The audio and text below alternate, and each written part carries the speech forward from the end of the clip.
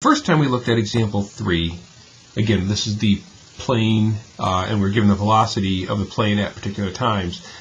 We were assuming that the plane had a linear increase as far as its velocity was concerned. However, in the real world, that's not likely the case. Maybe the plane, which we know it takes off at 3 miles per minute, 180 miles per hour, maybe the plane does have a linear increase for that first minute. But after the first minute, maybe the plane has to sort of start changing direction, and its velocity starts to vary a little bit more depending on the time. Perhaps there's a gust of wind which helps it out, or hurts it, or maybe there's a bird strike or something like that. But we could have a whole, and then maybe the last increase is almost linear. We could have something along those lines. Now, this is definitely not a trapezoid. And while the trapezoid that we did draw would give us, an approximate distance of 27.5 miles, what we're looking at here is sort of like, well, how can we better take into account these issues that are happening in between the minute marks when we actually are looking at the velocity? We're still interested in the area of this region. We just don't have a trapezoid anymore. So how do we go about coming up with an approximation for the area? And what Newton and Leibniz, and they obviously didn't have planes back then, but what they were looking at when they were discussing distance traveled is, well, they say, well, I don't have a formula for this shape right here. However, we do have the formula, rather simple, of a rectangle. So what if we just came up with a couple of bounds, sort of a lower bound and an upper bound of what's going on? And the idea for the lower bound was, we know that the graph has to go through these 6 data points right here. What if we were to say, okay, the plane, and as unrealistic as this is, the plane takes off at 3 miles per minute, and it holds that speed for exactly 1 minute. Okay, and if that were the case, then we would have that rectangle right there. And while we don't necessarily know the area of these weird shapes, we do have the ability to find the area of that rectangle.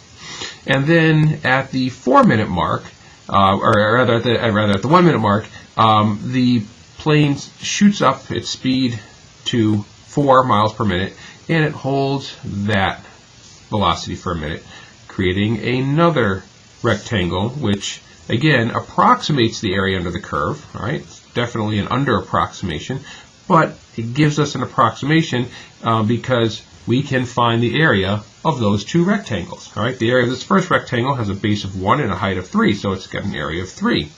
The second rectangle also has a base of 1, but it has a height of 4 this time. All right, so now we know that we're looking at about 7 miles as a lower bound for our distance traveled during the first 2 minutes.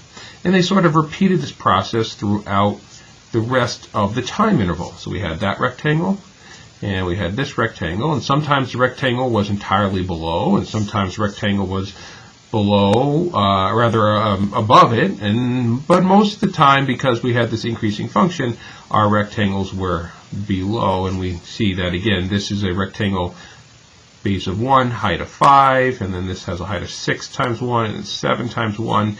So we say 3 plus 4 plus 5 plus 6 plus 7, and we're looking at approximately 25 miles. All right, so that is an extreme lower bound. All right, if we're trying to figure out where this plane, something fell out of the plane, the pilot was taking a selfie and dropped his cell phone out the window.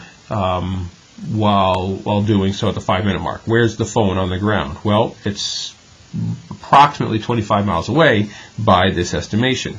Okay. If we recreate the graph again, so we're looking at something along this line, and then up and over, and then down, and up and over. All right, so because we have another possibility as well, and that is, instead of having we notice here that it's always the upper left corner of the rectangle which is touching the curve. What if we switch it over to the other side? In other words, yeah, we started at 3 miles per minute, but as soon as the plane takes off, it jumps up to 4 miles per minute, and it holds that for the entire first minute. Right? So therefore, it goes through the dot as necessary.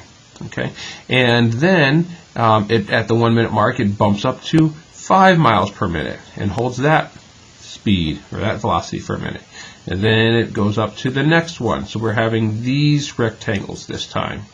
All right, and then in every single case this time, it's the upper right corner of the rectangle, which is touching the curve. And again, what we're doing is we're taking a red shape, which is hard to find the area of, and we're approximating the area under the curve by using 5 simple shapes, 5 rectangles, right?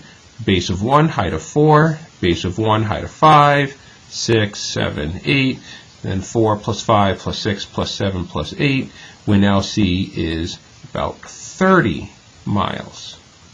Okay, so the plane, if we go for an extreme low bound and extreme upper bound, we're looking at somewhere between 25 and 30 miles that it traveled during the first 5 minutes of flight. All right. So again, not the most accurate, but at least a starting point. And it was this idea that was brought by the Leibniz and Newton many years ago, and to approximate the area of the curve. And it was, as they did it, they said, okay, well, you know, how can we modify this to make the approximations a little more accurate? And they came up with various ideas.